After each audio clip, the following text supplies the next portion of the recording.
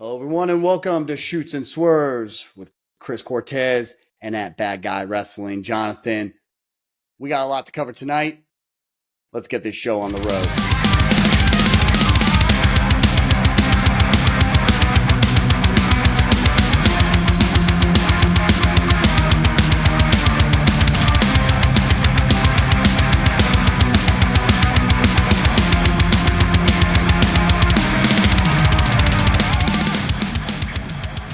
Again, hello everybody, and welcome to special edition of Chris's Chaos. We're talking about Shoots and Swerves with your hosts at Bad Guy Wrestling Jonathan and Chris Cortez at Channel Cortez 33.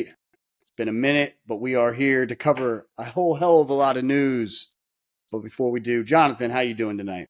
I'm doing pretty good. Just got done watching Smackdown. Nice. It's starting to get weird, isn't it? Yeah, it's getting exciting. It's getting entertaining. I mean, it's not making a whole lot of sense. And that's why all the people on the buzz on the internet, everyone's like talking logic apps. They're saying this, they're saying that. You got Cody crybabies. You got Cody must finish the story. We want Cody. We want The Rock. All in all, the one thing for sure we all know we can't disagree on is that this is a whole hell of a lot of entertainment. So I like that. But man, you and I mean, you've been busy. Last videos we've done, I did a couple of wrestling videos on collegiate wrestling, and I was planning on covering collegiate wrestling like at least once a week on Friday nights. And then but again, like just work has been killing me. I mean, I'm not here to, air my grievances of personal life, but we work full-time jobs. I want to give us that credit. We don't just, live in our parents' basements or have sugar mamas to take care of us. We work full-time jobs and then we go home and try to do this. We pick and choose what we can record. And tonight, I could tell after the press conference after last week, I knew it was going to happen. I felt the need to talk about WWE. Obviously, right now they are hot as hot can get. It is in the wrestling industry, and we can only choose so many things to pick. The last time I recorded on pro wrestling was Wrestle Kingdom, and the last time you recorded had to do with The Rock coming out and basically dropping hints at a potential Wrestlemania match with Roman Reigns. And now we fast forward. We got Cody, who said that he was going to take on Roman Reigns, take the title, but not at WrestleMania. In came The Rock. We had a stare down, possible Rock Roman Reigns match. Fans going nuts. Fans are completely divided for the most part. And then, but at the end of the day, the Cody fans at this point have won out. And here we are. Hashtag Cody crybabies. Hashtag we want Cody. And now is for obviously, we will also, we need to cover some AEW as we lead into Revolution. I've been watching AEW. I haven't stopped watching Dynamite. Dynamite's been good. Yeah. I'm telling you, if you didn't know how much we liked Swerve Strickland is like here right now. Oh, yeah, for sure. And I'm sure you are loving the Young Bucks right now. Oh, yeah, the finds. The finds are incredible. I haven't even asked you about the Young Bucks, because I could already tell. I was like, oh, Jonathan's loving this. So these are some hot news right now. Right now, that's what's going on. New Japan. It was as hot as it could be with Wrestle Kingdom. I felt like I did a hell of a review. But now it's at that lull period. They're doing New Beginning. They're getting into Sakura. They got Genesis. It's going to get a little, like, I'm going to try to keep watching as much. But with all the wrestling content that we get nowadays, it's difficult to watch all this wrestling. Right. Okay. Not to mention, we've got a Super Bowl coming up on Sunday. Oh, yes. I know you know. We do. I know you know. Let's see that hat for a second. There you go. All right. Mm-hmm. And I'll be man enough to admit they took out my Lions to get to the Super Bowl, but they're going up now against the juggernaut that is the Kansas City Chiefs. How do you feel about that? We gotta say we can. How do you feel about that, Jonathan? Ooh, I mean, it's not going to be easy. Logically, I want to say that, like, we're going to win this because we're a better team. Chiefs had some struggles this year, but the problem is I've got trauma from the Super Bowl, 3-4 years ago, something like that. That was a fun Super Bowl for me. Not because of the game, but because I was at one of the best Super Bowl parties I've ever been to, period. But I'm sorry about that. That was brutal. That was brutal. That was a game we, likely could have won from one damn pass. And I like Patrick Mahomes a lot. He's awesome. Hate him as well because he destroys our team. He does. I'm saying he destroys everybody's teams. He is a playoff quarterback. He is the type of quarterback that you need in the clutch.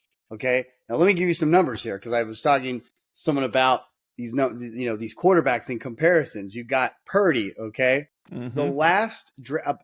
You correct me if I'm wrong. He was the last draft pick of the last round. So he's the very last guy. Irrelevant. Yep. Gets paid, what, $800,000 a year? Something like that. Something like that. Okay. He's going up against Mahomes, who makes, what, $80 million? I would imagine he's top 5 in the league. How much is it, like, for the full contract? I don't even know. I know it's in the tens of millions, at least. I mean, he's probably making like 30 million or something like that. He makes so much money, this guy. And he's going up against this underdog of all underdogs. Yeah, I mean, his average is about 45 million per season. That's crazy. And so he's got a 10-year contract. So total was 450 million. That's insane. So he's set. He's like Seinfeld rich, okay? Yeah, I mean, he has signed a contract that, like, whatever happens, he is good for life now. He's good for many, many generations of lives now. Like, he could get injured at the Super Bowl, never play again, and be paid. Yeah, he's balling. So Purdy, to see him win would be pretty sweet. I think a lot of people are rooting for Purdy and the 49ers just because. A lot of people are hating them, too. Yeah. I mean, it's an underdog story. And then you got, I'm not even going to get into it, but then you got other aspects outside of the football that are playing in. Taylor Swift.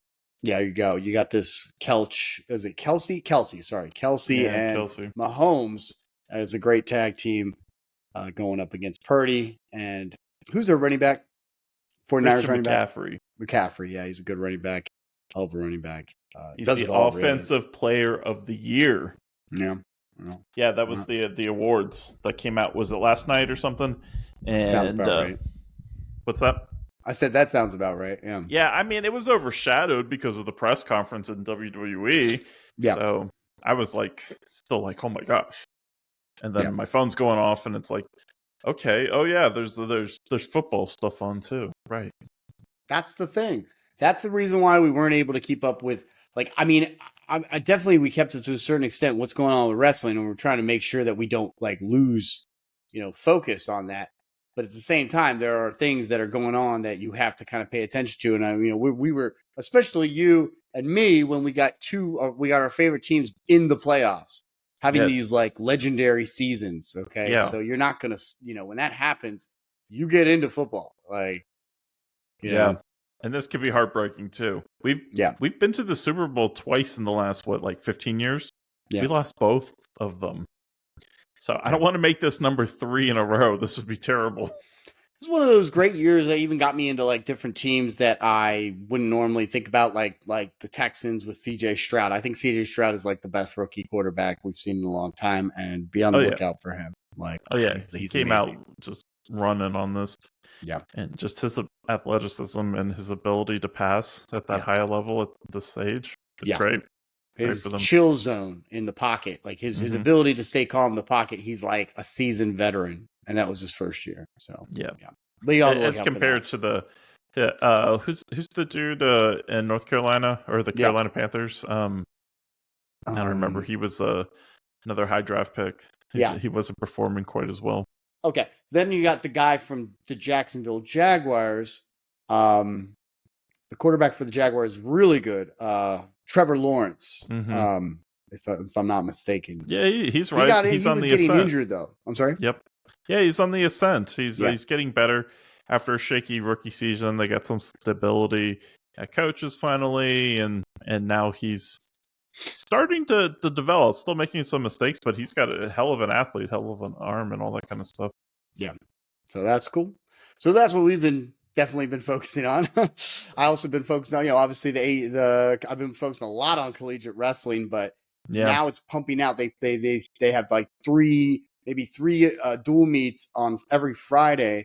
So they just hit you bam, bam, bam with maybe a couple more throughout the week. And at first I was kind of yearning for more dual meets, but now it's overload. I have to catch up.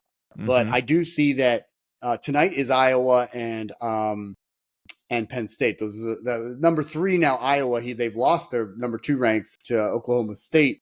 But that's a big dual meet. I'm going to go back and watch that. Nebraska and Michigan were wrestling tonight, and Nebraska was stomping Michigan. I was getting upset, but because they were all close matches, like 4 or 5. I think I watched 5 matches before I switched to SmackDown, and every single one was pretty close. Got to keep an eye out for. I'm trying to think. Got to keep an eye out for Iowa, Penn State. Got to see what Oklahoma State's doing, and I got to see how Iowa lost their dual meet. I need to see who they lost to. I forget who they lost to, but these are some. It's exciting to watch. And then of course there's the things that I don't even want to go over with WWE that have been happening the last few weeks regarding the former CEO. Oh my goodness gracious. Yeah. I mean, this is why I said, okay, if I'm going to do YouTube videos, I'm going to focus on New Japan, because you can watch, and I was like, Jonathan, I know you like to cover stuff, and let's do AEW together. Here's why, because one, a lot of people you can go to plenty of people to watch WWE podcasts and reviews. 1, 2, when I say that this is like the bottom of the barrel of like counterculture of trash, okay? This is it. This is an example of why I don't want to like talk about this stuff. Yeah. It's not even worth my time. Like, you've already heard of everything there is to talk about, and that's it. Like, all I gotta say is it's all trash. Like, obviously, clearly, the guy is at this point just like beyond trash. But we already kind of knew. So what do you want? What else do you want me to say? Like, he wasn't playing a character in the ring. He wasn't playing a character. That was in him. The ring. He was pretty bad even back then. We could talk about. I thought about back to like Beyond the Mat and like videos, like candid videos of him and the way he kind of like presented himself. I mean, he was not like an ethical dude. He's never really been an ethical guy. He has his like moments of like trying to reach out and help others, but for the most part, I mean, he is just a pretty sinister guy. So yeah, I mean, he's a Harvey Weinstein type guy. You know what I mean? Like, what it's me, Austin. Right. He's like not. I mean, and honestly, now I am thinking more. I thought about some things regarding The Rock, and we will talk about The Rock. Obviously, I do want to kind of get your opinion on where you stand on all of this. But I will say this, like, more than ever, I do feel like the Attitude Era is kind of like shown up in that it's more entertaining, but less logic. Yes. That was the Attitude Era. It didn't people love to talk about the Attitude and how great it was.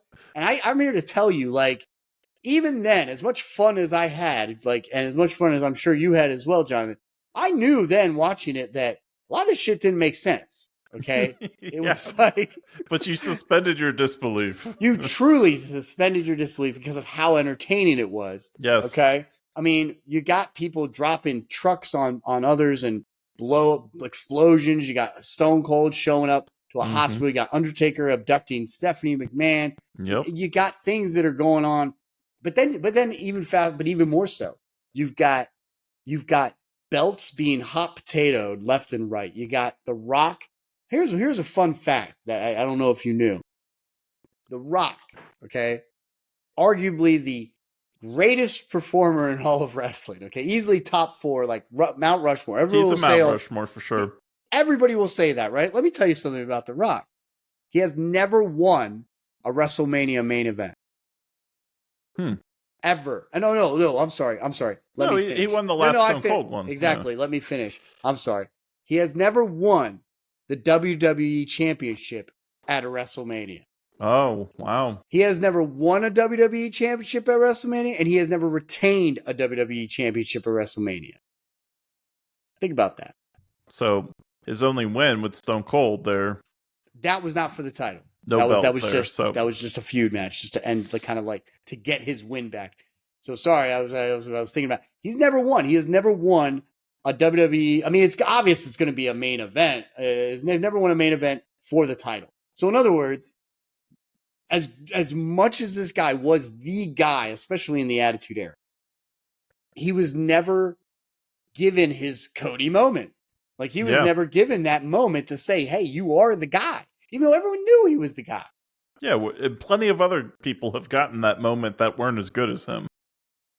You know, even on current roster, you have Drew McIntyre got his moment during the COVID years when he won the title there at WrestleMania, right? And he's not as big. He's nowhere near as big as The Rock. He's big, but he's not The Rock big. Who's that? Sorry, Drew McIntyre. Oh God, yes, yeah, Drew McIntyre, yes. And I heard, he got it on, obviously at a time when it was during the pandemic and no one was his coronation, if you will. I mean, look at Rey Mysterio. Rey Mysterio even won a title at WrestleMania. How many times has John Cena won it at WrestleMania? How many times has Roman Reigns won the WWE a championship at a WrestleMania? How many times does Orton won as either successfully defended a title or did, he successfully defended the title at WrestleMania. He did it against Bray Wyatt at 33. Lesnar won titles and defended titles. Seth Rollins has won several titles. Hulk Hogan won several titles. I mean, WrestleMania is supposed to be, and this is not me trying to, defend, like debate against Cody. In fact, I think it makes sense. This to me is what I'll be doing that tonight. So you'll be doing that tonight. This is though why I understand that some people don't really give a damn what happens to Cody. Yeah. They don't really give a damn what happens. Why? They don't care if it even makes sense. They need it to be entertaining. They need to be very entertaining. And if Cody is the guy, then he'll be the guy. Because if The Rock was the guy, and we all know he was, he lost at freaking WrestleMania 16, the one WrestleMania where it should have been him versus Triple H, and that's it. But they wanted to give Mick Foley a moment in the WrestleMania. I guess they wanted to bring in the Big Show, but really what they wanted is to have a McMahon in every corner, okay, and make this really about the McMahons. And they had a turn with Vince, and Vince basically turning on his on The Rock, and joining forces with Triple H and Stephanie.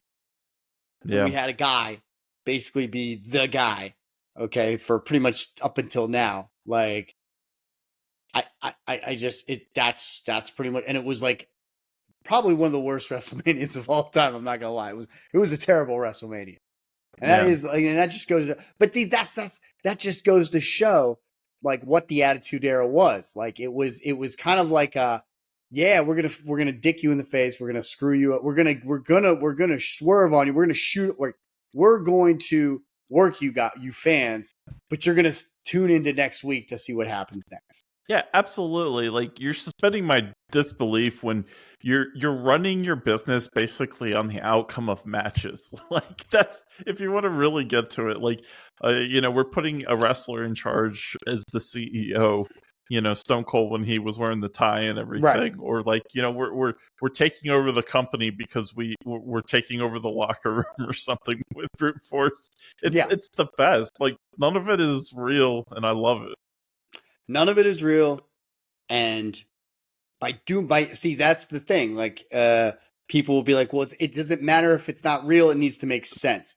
Well, what Jonathan's saying is that none of it is real, so take it as crazy as you can take it, as long as it's entertaining.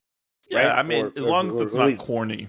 As long as it's not corny either. Yeah, you don't want it to be you don't want it to be corny, and you don't want it to be like, too cheesy to the point where it's just like second grade humor, and you don't want it to be incredibly bad acting. Because honestly, I think The Rock, I think Stone Cold, I think Kurt Angle, I think these guys, they weren't like, like they weren't like Robert De Niro's or Al Pacino's, you know what I'm saying, or like Daniel Day-Lewis's, but they can act like themselves, turn to 11 to the point where okay, these guys are pretty damn authentic and legit in what they're doing. You know what I mean? Even though they are a little over the top, they're still like pretty damn entertaining. And that's the key. Is that when is the key. It's the key is when you can believe the character. Yeah. So I can believe that the Undertaker's the leader of the Ministry of Darkness, right. And I can believe that Stone Cold, is just some hick Texan that likes to brawl all the time, doesn't take any shit, and the really Rock just doesn't give a damn what happens. Yeah, like the Rock is. I don't know what the Rock is, but I like it. Yeah, I mean, the Rock is like kind of like one of those guys. I mean, that pretty much is so universally accepted. Mm-hmm. He's the people's champ that he can pretty much go into any room and not be canceled.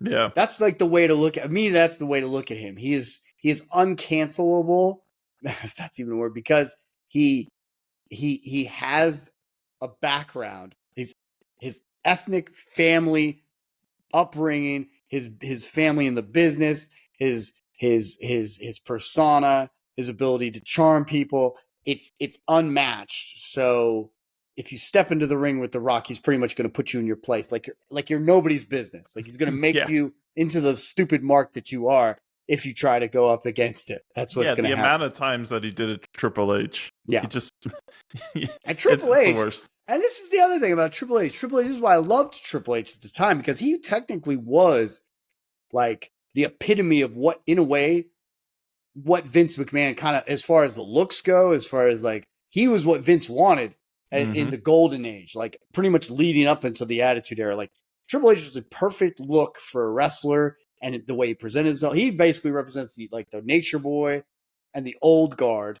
Okay, he's always had that old school mentality, and me, that's probably why I like Triple H so much, and why I even like the way that he books things, is because, like me, I'm the type of person that likes to make sense, not so much because I come from the place of the golden age where, okay, face, chases after the title. Face has the title, gets screwed out of the title. Either that face goes after it and chases the heel and gets the title at WrestleMania, or a new face emerges and takes the title at WrestleMania after they win the Royal Rumble. This is just tradition. You know what I'm saying? So I'm a traditional guy. I'm just a tradition guy. This, probably the reason why I liked a lot of WCW in the early 90s. But, it was, I like the tradition. That's all. And it's like the Super Bowl. I mean, yes, it's not real like football, but like, I mean, what would you do if, like, what would you do if like the 49ers, they win the playoffs, but then here comes this other team that's like, no, we got more beef with the Chiefs. We're taking the Super Bowl. Yeah. Like, what the hell are you talking about? Like, you did not win the playoffs. Yeah, but our storyline goes back further. Yeah, exactly. It's like the Raiders or like the Broncos or something. It's a division team. We got beef. We got this story goes back 20 years. This has to happen at the Super Bowl. No, you can't do that. You can't do that in professional sports. And in a way, you're supposed to not do that in wrestling. Okay, the winner of the Royal Rumble goes after the main spot, unless there is a storyline that's been built up. Yeah. But again, unless you can make more money. Exactly, you can make more money. Now, here's the thing: like, clearly, if they were gonna if The Rock would have won, and this is pretty much everyone can accept this, is that if The Rock would have won the Royal Rumble, this wouldn't even be a discussion. Absolutely. If The Rock was being cheered and none of this shit was coming from the fans, this wouldn't be a problem. This goes back to performance, and the way the power works in performance is that you have your authority, you have, obviously your people at the head, you have your players, you got your wrestlers doing their thing, trying to garner their power, and then you got the audience. The audience is also pulling their weight, and if they get if something happens that's not looking good on the show, and the audience keeps pushing their weight, they can make a change on the entire performance. That's what we've seen. We saw it with Daniel Bryan, and I knew it. Like I will tell you, this has happened 3 times over. Okay, like 3 times over. first time was WrestleMania 10. Vince didn't know who he wanted to book. Okay, so he didn't know who he wanted to make the guy as their face guy. He was torn between Lex Luger, who was basically like the second coming of Hulk Hogan and the patriotic, all muscle bound guy, and Bret Hart. The fans pretty much said it for themselves. Like the fans spoke to him and basically were like making it clear, okay, it's Bret. Bret's the guy. He's the guy that we can count on. And so it was Bret. Fast forward to WrestleMania 20. They wanted, Shawn Michaels was looking to go ahead and have this rematch with Triple H for the title. But everyone knew that everyone was pushing for Benoit. Okay? No one wants to talk about that, but that's the truth. Everyone was pushing. I don't think everyone understands how much everyone was into Chris Benoit in WrestleMania 20. Same with Eddie Guerrero. Everyone was pushing for Eddie Guerrero. They wanted Guerrero to have his moment. And so, two very unlikely guys who came from WCW would wind up having the spotlight at the end of WrestleMania 20. That then fast forward, of course, to WrestleMania 30. We were there. We were together watching the show with Daniel Bryan. That wasn't supposed to happen either. It was supposed to be Orton and Batista, right? Yeah. So, I feel like this happens every decade because they want to make the WrestleMania as big as possible. So they try to come up in their own minds the most important, the biggest match that they could possibly imagine in their heads. And they're also, meanwhile, keeping their thumb on the pulse of the fans, seeing okay, is this going to work? Is this going to work? And meanwhile, to hell with everything that we've been doing for the last 10 years. But the fans are like, no, we want you to keep going with what you've been doing for 10 years. Let's see it finished. And that's what we got with Cody. So, yeah. I'm not ready for him to finish the story yet. So you're not ready for him. You're not ready for Cody to finish the story with Roman Reigns. And so tell me why. Okay. So since Cody basically lost last WrestleMania, obviously interference, all that kind of stuff. Sure. And, there was some fallout of it, but basically they moved him off the show and they put him on Raw. So, they switched him. Mm-hmm. And same with Jey Uso, Jey Uso. With Jey, yep. Mm-hmm. And so, there's been, no real... they've hinted at it, but there's been no real build-up hit. And then all of a sudden, Royal Rumble, okay, he wins it, even though CM Punk is returning and all that kind of stuff. And now it's, I'm in the picture again. And it's like, okay, well, here we go again. All right. It's it doesn't feel like there was the build-up. It doesn't feel like it's the right time. It just feels like it's setting up an opportunity to screw him over again and delay this into the ultimate underdog, Goliath, David and Goliath moment where he overcomes every single odd. He legends of the past, current legends, and he just overcomes it all. And okay, so there's a couple things. Because I'm not saying that's that completely out of the question. One thing, I know they kept it would make sense that they kept Cody off of SmackDown to keep him as far away from Reigns as possible. Yeah, and very few Easter eggs were ever. They probably could have had a few Easter eggs here and there between the two. Jay and Cody winning the tag titles might have been a hint, but that's about all I could think of with that. But yes, they kept them separate. The Royal Rumble is kind of supposed to be the build between the two. It should have happened already. We're experiencing the build between these two guys now. It's only February. We do have 2 months. Here, let me rephrase it then. It just feels kind of feels forced. You feel like it's forced. Yeah. Rock coming out at number 30, winning the Rumble, and then going on to main event and lose the Rumble. Not the WrestleMania. That's kind of where I thought it was going to go. Right. That would have made sense. That would have made sense. Honestly, that would have made sense last year. But again, I get it. For Cody to win. Seriously, The Rock should have been. I felt like The Rock should have been in Hollywood. It should have been Rock versus Roman in Hollywood. That was the speculation. But even Rock said that there had been some discussions, but nothing had come through. Right. So that could make sense. And then you know what? If Rock would have came out at the end of the Royal Rumble, that would have made sense. It would have made a hell of a lot of sense.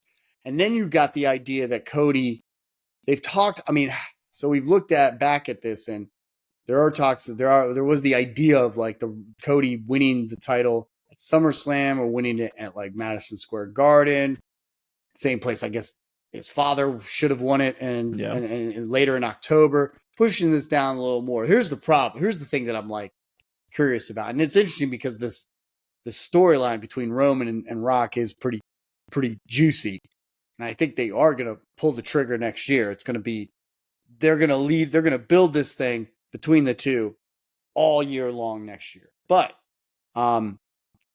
they could have held it. They could have waited for Cody and Roman. But at this point, I guess what one is we want to see. I mean, it's WrestleMania 40. It's about as big as it gets. They want to coronate Cody. Roman, I think, is out the door. To be honest, I think he's going to a place where he's not going to be seen that much. Like if you think you haven't seen him much now, like you're not going to see him much at all. Yeah, he might be once a year. He might take a few years off. Or he's going to be like, he'll show up maybe 2 or 3 times a year. I'm telling you, and that's not even, and that's the thing. Like, I don't think we'd be able to wait a whole year with, Paul Heyman coming out and being like, okay, get me, calling Roman Reigns. Like, for the next year. And this guy like defending his title maybe once or twice in the entire year, and then saying, "Oh yeah, he's the longest reigning champion of the modern era." I mean, this is getting redundant now, but it's like he does. I feel like at this point he needs a break. It's not even because of Roman. Look, I do love Roman Reigns. I just think they've built up a guy. Here's the thing: I feel like they've built up a guy now who's basically their next John Cena, their next Make-A-Wish Kid Foundation guy. Their next, I'm going to work every show you need me to work. The next company guy, the next, like, you can pretty much put me anywhere you want to put me and I'm just going to do it guy. They need to use him because if they don't use him, that power is going to diminish. Like now at this point, it's like, what the hell are we waiting for? I still think it's too shaky. Like here's my problems with, I think Cody right now, his whole persona since he's been there is chasing that title. Yeah. Like everything has been about finishing the story. So everything. The story, I mean, they're gonna try to change it, but literally the story ends when he wins the title. Like that is the completion. They're gonna say it's different now. They're gonna say, the story's not done, all that kind of stuff. But will he be?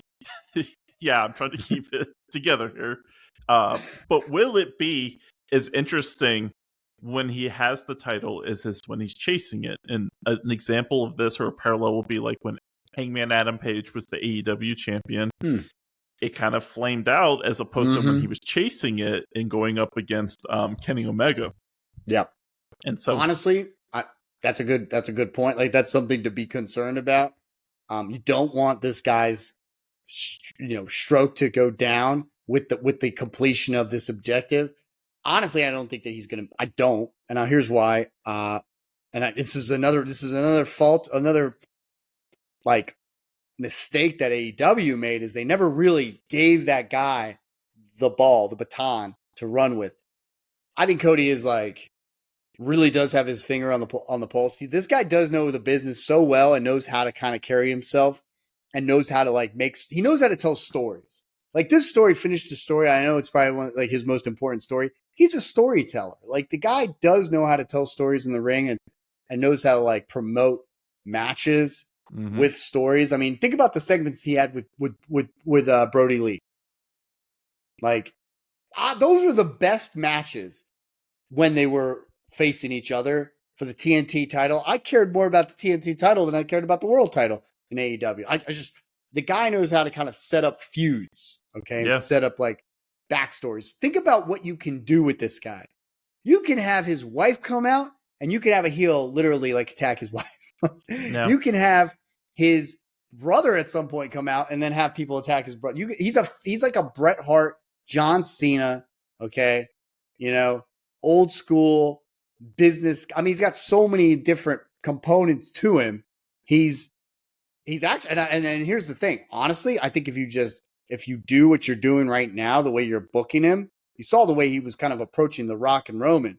he came out firing. At first, he was portrayed as this Mr. Hesitant, okay, and he came out firing, saying things like, you call me like hesitant, but you guys haven't been doing shit for the last 2 years. Mm-hmm. Like, you're talking about a feud when you haven't been doing crap. I've been building the whole, like, you talk about being the head of the table, but you haven't been providing food for the table this whole time. He gets slapped. Okay. And people are, again, I'm watching the internet, but, oh, wow, he looked like such a bitch. It's like, okay, The Rock literally slapped him after, like, what did Cody even say? He just basically said, hey, your grandfathers would be ashamed of Roman. How is that talking trash about your family? What is it? Are you saying that, like, you talked about Roman in a bad light, so that means you're talking about him? I mean, what else is Cody supposed to do? He's supposed to talk shit about Roman. He's not talking shit about anybody else in your family. He's talking about Roman. Yeah, but family first, Chris.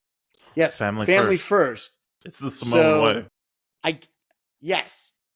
But you knew these two were feuding, and I mean, and think about all the trash talk. But yes, I just wanted to clarify. I guess that's what it comes down to. But he slaps Cody, and Cody is they're pretty much separated right off the bat. I don't think that, we're looking at it quite in the way that it needs to be looked at, which is that this guy can pretty much make it happen with anybody. Okay. Mm-hmm. And it's pretty damn hard to beat him in any category. He's just, because he's too genuine. Like, it's very difficult to compete with this guy. You can, put him down, and you can, talk trash about him and make fun of him, but he's just too sincere, I guess. I mean, that's the way I see it. I don't know. I don't see it that way. I know that, and I'm watching everybody. I'm watching the criticisms and the way that people look at it always, and I'm like, okay, but the fans see him as he's still going. He's like human. You get what I'm saying? I guess he's like a human figure. So it's like, he's like, and I know a lot of people may not want that, but like, he is kind of like, he's the type of person that, like, you can relate to, despite all the superstar status that this guy has. This guy is so way into the superstar status that it's not even funny, but yet he knows how to roll with take the hits and roll with the punches and keep on going. That's why everybody respects him. That's why everybody likes him. So I get what you're saying. It's the story. Is it going to dumb down once he wins? Honestly, he's going to win it.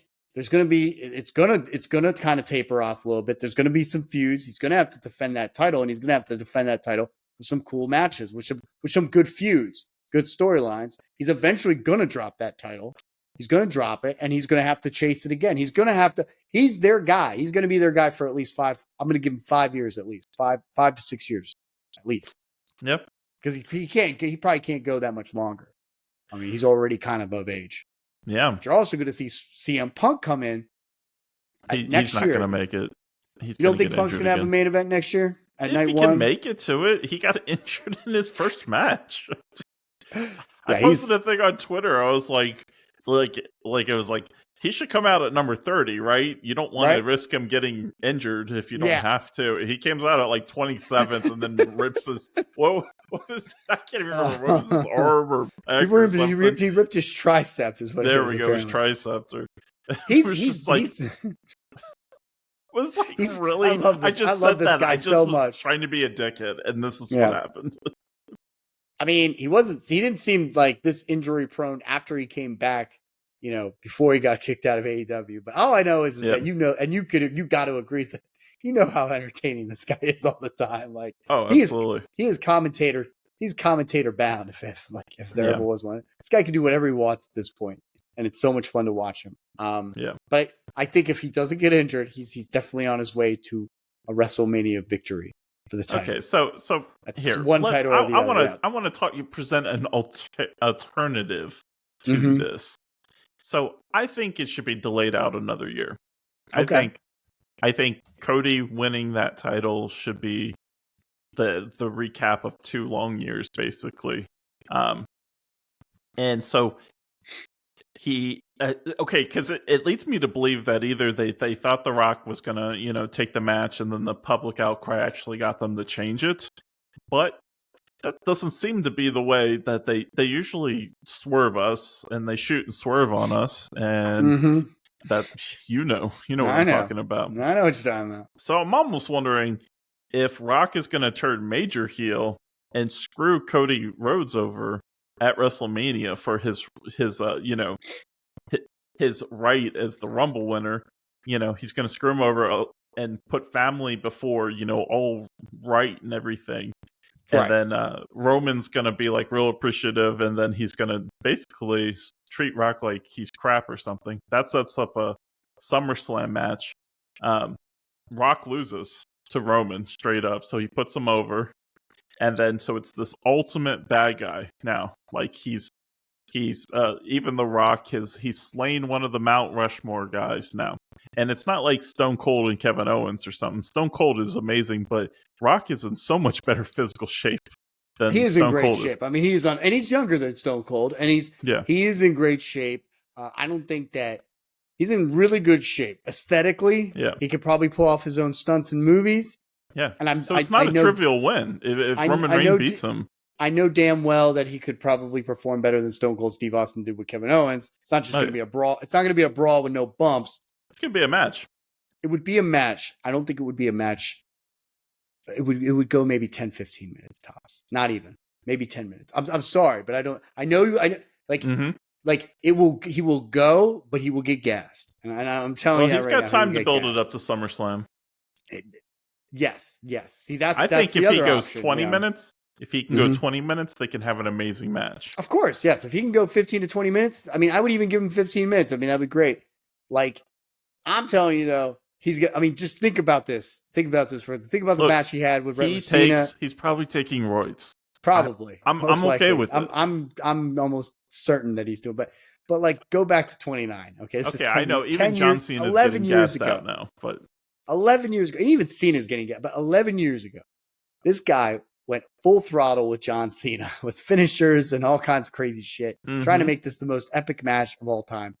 What happened? He got like hernias and like abdominal like surgery. Like he had so much issues that he couldn't even he could barely walk out of the building. Like he had a lot of we'll go back and look it up. He could not, he was out. There's a reason why he has not wrestled in 11 years. It's not just because of Hollywood. All right, fair enough point. I will modify my stance a little bit then. Okay, so they have a 10 to 15 minute match at SummerSlam. He gets screwed over too. Roman is turned. The Bloodline is against The Rock. He gets screwed out. So somehow he goes away for a little while, and now Cody's building up for the next WrestleMania 2025 WrestleMania. Right. What's the number going to be? 41. There we go. So WrestleMania 41, it is all on the line. He has been screwed over since last year. I don't know if he wins the Royal Rumble. 2 years. Yeah. Well, I meant for the Royal Rumble. He got screwed over. Royal Rumble, yep. He becomes the first time three-peat Royal Rumble winner, goes on to WrestleMania. He looks like he's going to get screwed over again. Rock comes out, turns on the Bloodline, runs interference, gets them all late sets. He comes out here, he does the spots, he's doing the moves, he's getting the eyebrow up and everything. And Cody, he doesn't interfere in the actual match. He just makes sure that everyone else else is out. Yeah. Referee down completely, other referee making that stupid ass long run in there. Sure. Yeah. And then finally Cody hits the third crossroad or something. Third crossroads, yeah. 1, 2, 3. Everyone loses their mind because they can't believe it finally happened because they thought it was going to be taken away. And now he is the guy solidified. He is the next John Cena. He doesn't have to. He's never going to be boring after this. He's not going to have to turn heel. He is Superman at this point. He would still have to worry about upholding a title that he's been building up for the last 3 years. No, he can beat everybody now. He can beat everybody now. I got you. He can beat everybody. You're talking about building him up to be the super Superman, Super Cena, Super Cody. Yeah, Super Cody. Okay. Well, I'll see. I mean, I felt like that was essentially what would happen this WrestleMania. Did I sell you? Well, you did sell me on the story. Did you sell me on the? I did. Yeah, right. Did you sell me on the build, the extension of the build? I can't say, and only time would tell, because like, here's the problem: is that the fans are so fickle.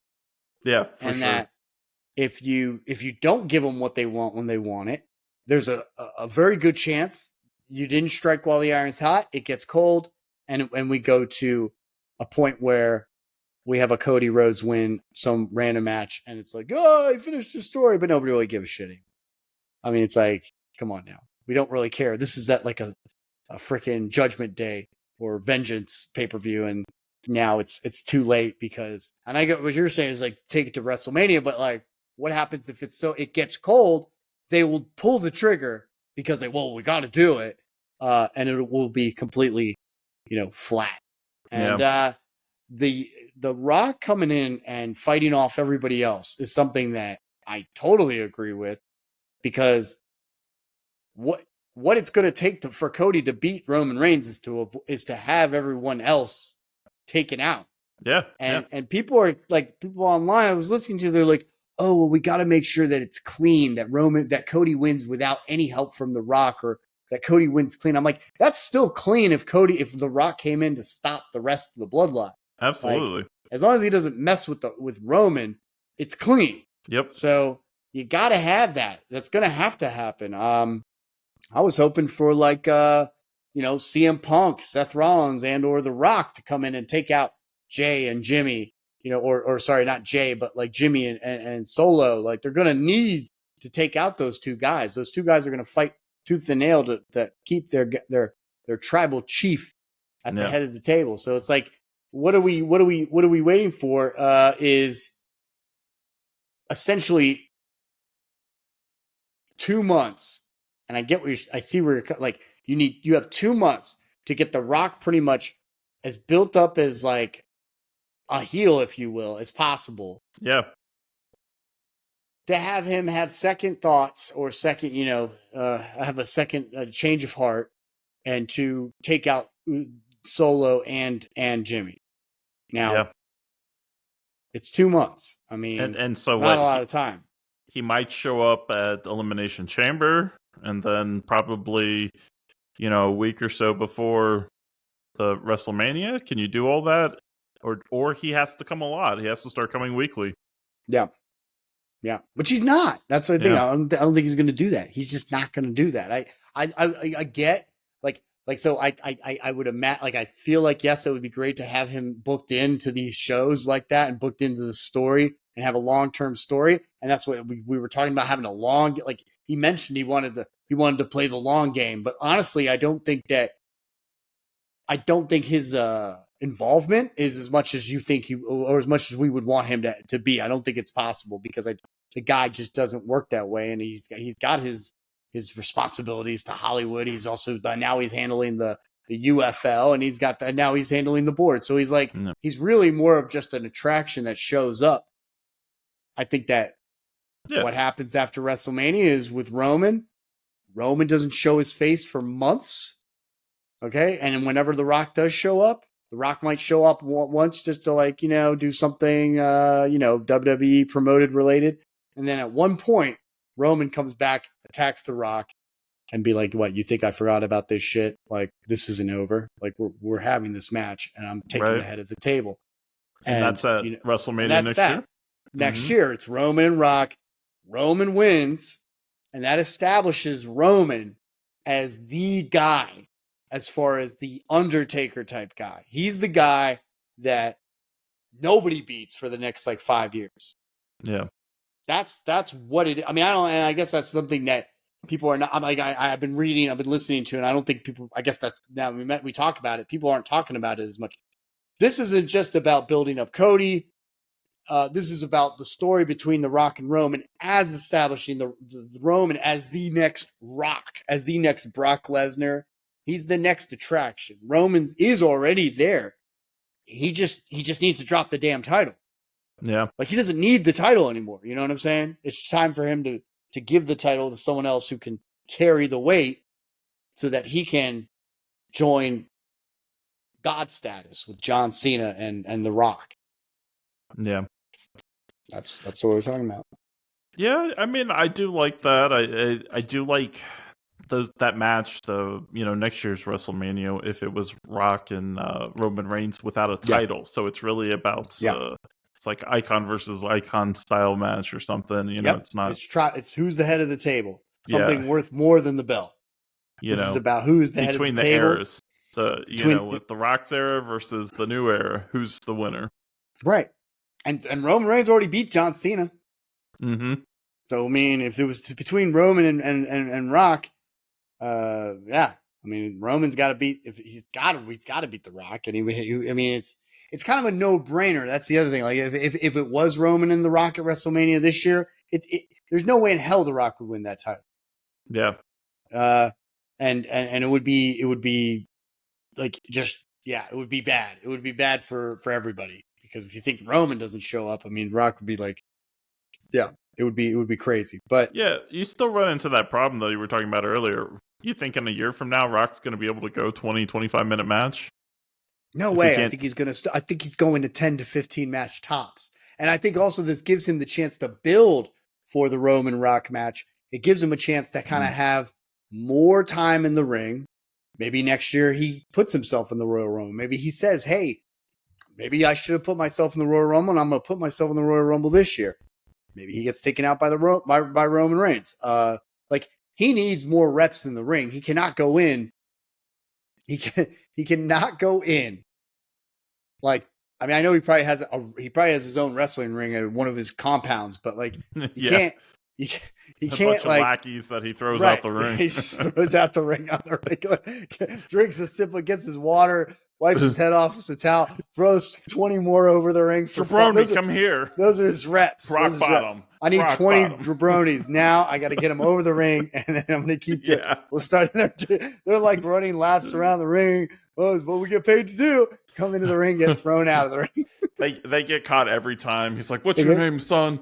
Yeah, my name is Jabroni number 5. It doesn't matter what jabroni you are. Yeah, it doesn't matter what jabroni you are. Get out of the ring. Yeah, they're just throwing them out. Get your paycheck on the way out, asshole. Yeah, exactly. So, okay, so there is one thing that I don't like as a byproduct of this, and maybe it's because Seth Rollins is injured right now, but it really feels like that title on Raw is devalued greatly now. They're hyping it up as like the working man's title, all that kind of stuff, but it still was supposed to be a world title on supposed to be the Raw title, yes, like you said, the world title. What is technically the flagship show, right? And now. It was positioned with Seth Rollins. He was out there saying like, "This is the real title. This is." And if Cody had picked that, if he had picked it, it would have put that title right then and there. That title would have been like, still. I mean, you're not going over Roman Reigns' status right now, but you're being like, "Oh, okay. Well, we're gonna make this other title just as like, prestigious." Yes. Yes, exactly. But we. Now it kind of feels like, Roman Reigns' title here, Universal, and now, we kind of go down a notch here. It kind of always felt like that especially when Roman just pretty much dogged the shit out of it. It was like everybody that he's fought, I've already beaten. I mean, he pretty much just crapped all over that title. He crapped all over Seth Rollins. Yeah. Everyone's pretty much crapped over it. And yes, Seth is coming out looking like the biggest loss of all of this. And he's a guy that built up that title, and they should have kept those two, if they're gonna have that as the Raw title, those two champions should have been completely left out of the conversation. They should have been completely separate from conversations. Yeah. You don't put them in the same conversation if you're trying to build this title up. But again, now it seems like it's coming back, and we are going to get into SmackDown. And let's talk. I do want to take a little break, okay, to go over a couple things. One, please make sure to hit that like and subscribe button, and make sure to subscribe at Bad Guy Wrestling, at Channel Cortez. And we're going to take a little break, but also want to give a big shout out to Two Island Boys. My buddy Mario, he's putting out some sauces. And Jonathan, you know how good that sauce is. I know how good that sauce is because you gave me some of that sauce. Exactly. The next time we have a video, I'm going to be going ahead and saying a code that will basically win whoever's watching it to send me the email to that code to win a free bottle of sauce. Okay. Am I eligible to win that sauce? I don't know. I'll have to think about that. But no, you're not eligible. Because I want to get some of that sauce because it's good. More than likely you're going to win. But no. But yes. And so wanted to take that quick break, but we'll be right back. Now let's talk about this World Heavyweight Championship match. Now we have the Elimination Chamber going into play. So I feel like Triple H, okay, came in to SmackDown, okay, and I feel like this is a good time as any to get into a little bit of SmackDown as we talk about the world title. And if we have any more comments, any more things we want to talk about Seth, we'll definitely get there. But this SmackDown was pretty much pretty anticipated, okay, because we all knew this was following the press release, and it was held in the Spectrum Center, Charlotte, North Carolina. The crowd was pretty intense. So Paul, Triple H Levesque, now goes by that moniker, coming out to SmackDown, puts a smile on his face. I mean, it brings a smile to my face that he's now back in the ring, and like he should be. Because I feel like we haven't seen as much of him as we should have. We saw him yesterday, and then I felt like we're seeing more and more. I like it. Everyone's chanting. Things seem to be right in the world of WWE when Triple H is there. And he's coming back, sets the record straight, looks people in the face. Like he pretty much says that he's here to set the record straight, put people in their place, okay? He says, I don't care where you sit, okay? Meaning, Rock, I don't care if you sit at the board of the table, if you sit at the table, the chairman's board. The answers come from one place and one place only, and you are looking at him. So in the main event, it's Roman versus Cody. It's happening. I don't see it changing now at this point. And he drops some people don't know their roles. It doesn't matter. He drops some of the Rock's like phrases in there. Exactly. He's totally just like shooting on him. He's like, there are people who will be disappointed with that decision, but it does not matter if you do not like that decision. Yes. Mm-hmm. So then you got Aldis and the Raw general manager. My mind's drawing a blank. Oh my God. I don't remember. I know this. I feel so stupid right now because Adam Pearce. Adam Pearce. Thank you. Nick Aldis. Okay, is like he was wrestling. I mean, this guy was the NWA champion not that long ago for years, and talk about a guy who can go in the ring. But at least now he's getting paid good money to pretty much like chill in nice suits. Yeah, I'd do that job. I'd do that job in a heartbeat. Yes. So they're focusing in on the Elimination Chamber match and building up. They're trying to, I think, put some more light on Rollins's contender.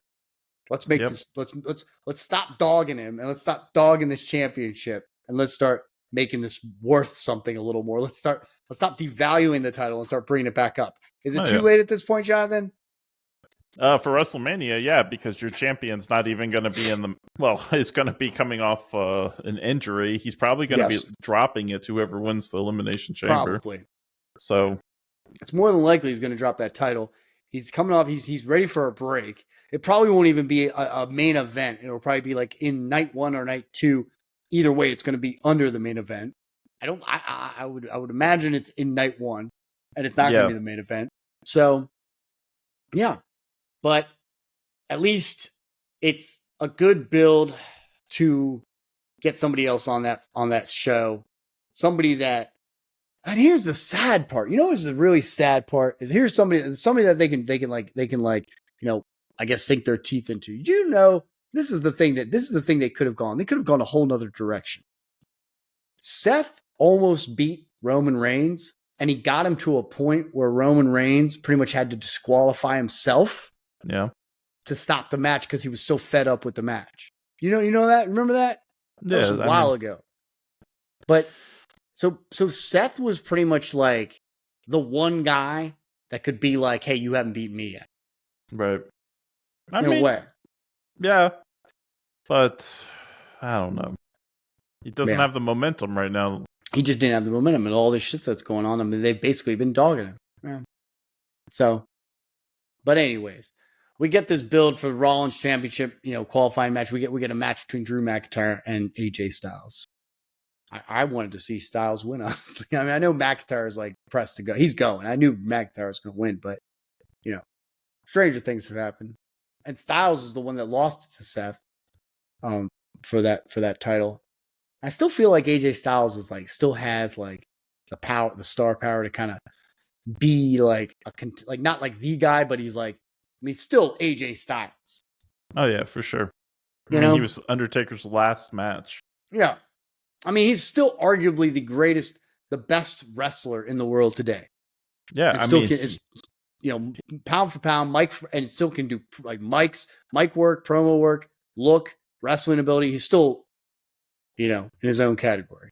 Yeah, I mean, absolutely. And he got Undertaker to bring back the American Badass. That's right. So, I mean, no one else could do that. He's the only guy. Chief couldn't do that. Right. He's the only guy that the Undertaker would be like, okay, I want to retire. I don't want to do this anymore. And they're like, well, what about a match with AJ Styles? And he's like, oh, well, shit. I got to bring out the American Badass for that one. Turned out Michelle, to be get to the closet. Was the best match. You could easily say that it was the greatest match in all of the pandemic. Yes. Probably the best televised, like one of the best cinematic matches of all time. And you got a meme out of it. You got a meme out of it. Yeah, I mean, you remember that when you got AJ looking all happy, and then the Undertaker's behind him. I love Styles coming out of that casket. It's the best. But you got to, I mean, McIntyre and Styles. I mean, for the most part, McIntyre he hit that Future Shock DDT, goes for the Claymore. Styles dodges into a calf crusher. McIntyre into the ropes. Forearm by Styles, looks for the phenomenal forearm, but McIntyre catches him. They're on the announce table. Knight comes in. Yep. This was good. This was great. So after being bounced off the table, Styles is like on the ground. Knight's like, whoa. He puts his water bottle on the side of the table to let gravity do the work and interfere with the match and pour water all over Styles. Styles gets up, what the hell? Knight's like, hey, what you want a drink?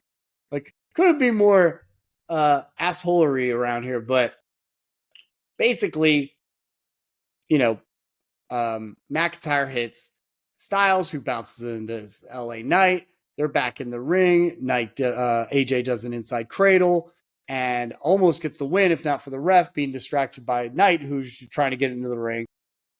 Leads the opening for the Claymore kick. You're going to see Styles versus LA Knight at WrestleMania. That's what I think. Okay. Unless you think it's going to happen in Elimination Chamber, because Knight's going to have a qualifying match, and something tells me he's going to get disqualified, or so he's going to lose because of distractions from Styles. I know. I could see LA Knight being in the Elimination Chamber match. Yeah, I do too. But I do see Styles and Knight at WrestleMania. That's going to be a feud match. Because then, how do you get him into the match with AJ if AJ's already been eliminated from the Elimination Chamber match? Right. So something's going to happen between these two. They're going to have a match. No. Both these guys are not going to be in any title matches, and they need a match because, one, they're still trying to build LA Knight, and who better to do it with than Styles? You can't. Styles is like basically Mr. WrestleMania right now. You can't keep him out of WrestleMania. Yeah. If he can do it. Yeah. So who do you think wins the Elimination Chamber? That's a good question. I was gonna, honestly, I think it's gonna be Drew McIntyre. I think it's gonna be McIntyre. Do you like any other theories?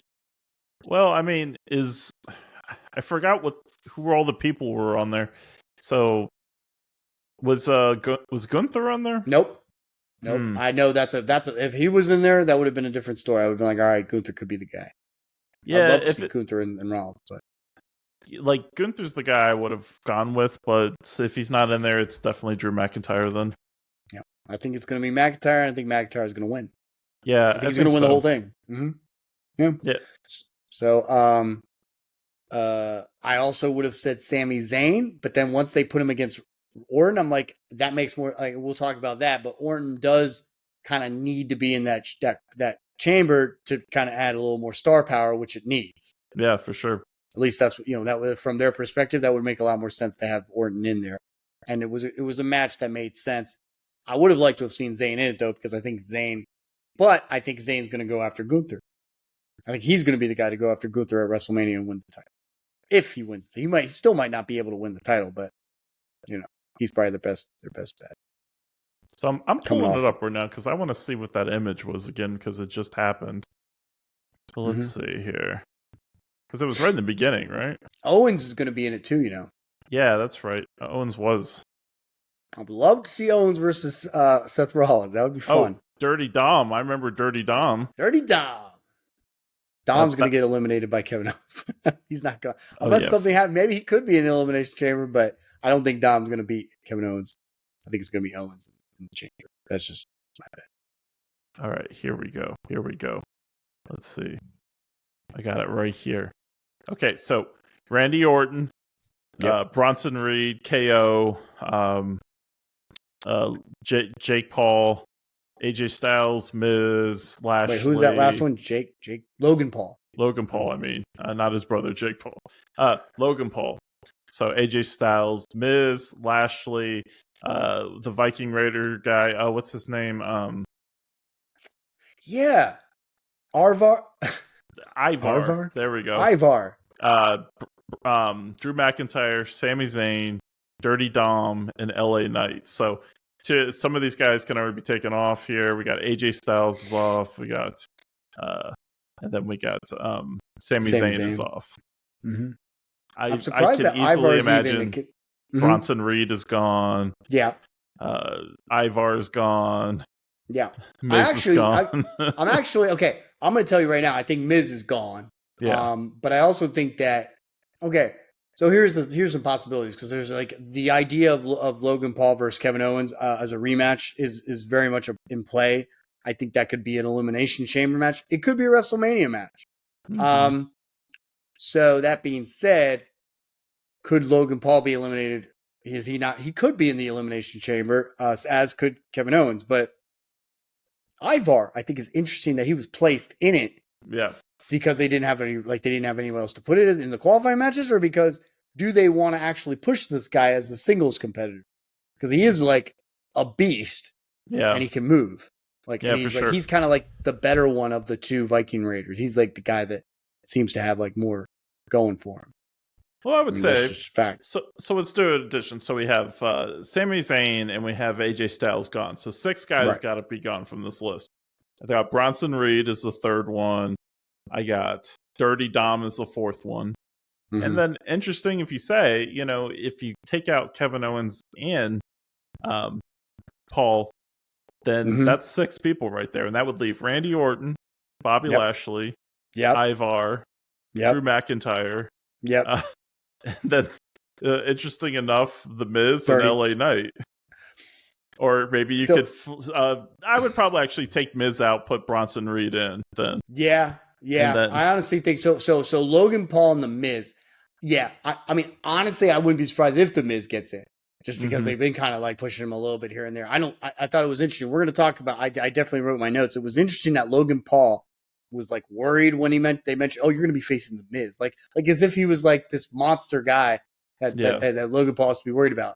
And Logan Paul's like, The Miz? It's like, I don't know where they were going with that. But Miz is kind of being built up as a face. Maybe he does get an opportunity at the Elimination Chamber. Maybe. Yeah. I mean, those last 2 spots in the chamber are whatever. Definites are going to be Randy Orton and Drew McIntyre are obviously locked in. Those are your top picks. But then you got LA Knight. LA Knight. That's I'll put Bobby Lashley up there too. I'm going to put Bobby Lashley. Those are your 4 guys. Those are your 4 guys. Absolutely. I think Bobby Lashley is definitely. I think LA Knight, that would be awesome. If LA Knight won and then went on to face Seth Rollins, that would be, because he was like, I'm telling you, he's still loved. I just think he lost a little bit of stroke with after the match with Roman Reigns. I don't think he was ready for that, but a lot of these guys, like, they can lie low for a while and then they come back even stronger. Exactly. Get that Zenkai boost. And I'm okay with that. Yeah. No. LA Knight, we should be celebrating the fact that LA Knight is now a main event guy when he was in mid-card turmoil a year ago. So yeah. And before that, he was in NXT. He was even like he couldn't even like really be the guy in NXT. Yeah. But they knew that he was going to go. He was way well beyond NXT. So back to backstage, you got Zayn backstage with Caleb Braxton, who's talking about the odds to make it to Rollins. He said, "Nothing is certain. Emotions are high. Doors of opportunity are closing fast. He can't be emotional. He has RKO. And even if he defeats the Legend Killer, he still has to deal with McIntyre in the chamber. So he must stay focused." So his whole story right now going into WrestleMania is that his opportunities are closing. So he only has one more option, and that is to go after the Intercontinental title. Yeah. So that's it. So that's why you're predicting Gunther and Sami Zayn. Yes. And if I remember correctly, you're saying Sami Zayn defeats Gunther, walks out WrestleMania, the new Intercontinental. That would be nice, but I mean, I'm not going to say it's definite that Gunther could lose because honestly, Gunther is like untouchable right now. Yeah. It would mean there would have to be a hell of a good build with Zayn, like because everyone loves Sami Zayn, and he just main evented. It would be a big deal for him to kind of build up his star power to get to beat Gunther's streak that this guy's been like carrying. I mean, he's just unstoppable. You know? Yeah, he's a beast right now for sure. He's a beast, and when I'm telling you, this guy can go. Like, it takes a lot to beat this guy. I mean, I've seen him in matches that were like, I can't even believe. If you watch some of his matches, like in NXT with like Ivan Dragunov, like and like I think Tyler Bate, he had another good one with Tyler Bate. The guy is just like he's like a Dark Souls boss. Okay, it's going to take like 30 to 40 minutes of straight hits and dodges to get to finally tear him down. Yeah, for sure. Then you got a promo for Bayley and another qualifying match, this time for the Women's Chamber. You got Bianca Belair. And when I say promo for Bayley, I just mean like a little like, cinematic for her. Then you got Belair and Mia Yim, which I know even when they showcased, they said, "Oh yeah, this is happening on SmackDown." I was like, "Oh, poor." I was like, "There's no way in hell that Michin's going to win." And I'm mostly looking at WrestleMania tickets while this is going on. But Belair up for the KO. I mean, Michin with a kick takes Bianca out of the ring. That looked cool. But Michin, she goes for Styles Clash, and the commentators are talking about her wanting to reform the OC, and it's countered into a back body drop and a KOD finish by Bianca Belair. Not even a doubt. That's all that was. And I feel bad for Michin. She's like a lost puppy trying to cry out to AJ Styles and reform the OC. It's almost sad now. And she's really good talent, but they got nothing going on for her. So, yep. Then you got Triple H, Braun Breaker. He's giving props to the young athlete. Now and how far he's come. Then walks in Heyman. Okay. And he shakes Breaker's hand. And then, obviously hints at a possibility of one day managing him. I mean, that's a whole nother story, but when Roman Reigns takes a extended break. Exactly. Like this would be my next guy. Tells Triple H that it's not going to be Brock Lesnar. It's not going to be Lesnar, that's for sure. Yep. So it's funny too, because Braun Breaker essentially took the place of Brock Lesnar in the Royal Rumble to do pretty much the same exact thing. Tells Triple H, "Hey, I know you're a little tense right now, so I'm going to come back next week. And by the way, I'll bring Roman Reigns. I'll bring The Rock too. So that will be interesting. That's a good build for next week to see what the hell is The Rock going to say to Triple H." Yeah, because I mean, what else can he say? Mm-hmm. They're turning all the backstage rumors and stuff that came out this week into like that the Rock has probably the more say than Triple H at this point in the behind the scenes. So they turn that into an angle right there in the ring and use it as a way to revive the rivalry between Rock and Triple H. Like, you don't even know if you're going to even be able to make it to WrestleMania. Like, who says you're still going to have a job at the end of WrestleMania? Yeah. If you keep this shit up. Right? And it's going back to what we were talking about before with the attitude here. This is ridiculous. This is not how business is done. We don't put it out there and decide stuff in the ring. And this is definitely coming up. There's going to be some symbology in this about who's really in control And then now we're going to have a WrestleMania with all the different McMahon factions. But now it's going to be the TKO factions. Honestly, this is the way. This was the attitude. You had wrestlers feeding into the mind of Vince McMahon. Not to mention his kids. They were all feeding off of each other. Now it's like that, but now you have the fans now feeding into the authority players and the performers because. Like you said, they're keeping their finger on the pulse, checking to see what people are saying, and then using that. So yeah, there's no telling what the hell might come out in the next week. Yeah, I think one thing's for certain: there will be doubts in our mind if the main event at WrestleMania is still going to be Cody versus Roman Reigns over the next week. I'd say, and that's why people are like, "Oh, it's not set in stone." People are talking about, it's definitely The Rock is definitely going to be working a match this year. I'm like, yeah, but okay. First off, to what capacity? You don't know what it means to be working a match. One, and two, how many times are you going to play around with this? At what? How much more can you do? There is only one other option: is to have a triple threat, which I just don't. I don't really think it doesn't feel right. Neither for Rock nor for Cody. They have two completely different stories. Like two completely different things going on with Triple H. I feel like that's just a cop-out. I feel like it's pretty much exactly what they did in WrestleMania 20 with Shawn Michaels and Chris Benoit. I don't think that that should have happened. That's a whole nother story. But yeah, because honestly, I feel like, Eddie. Oh man, we're not going to get into that right now. But it would have made a lot. Honestly, I feel like Shawn should have won the Royal Rumble, faced Triple H. That should have been it. Chris Benoit should have beaten or Chris Benoit should have faced Kurt Angle